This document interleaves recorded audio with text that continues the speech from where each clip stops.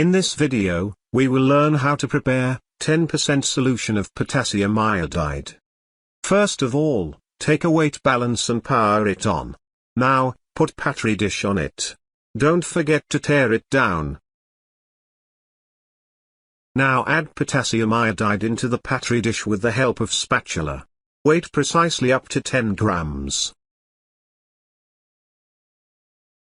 Add this potassium iodide into the distilled water. You can take distilled water up to 70 milliliters for mixing. You have to make homogeneous mixture.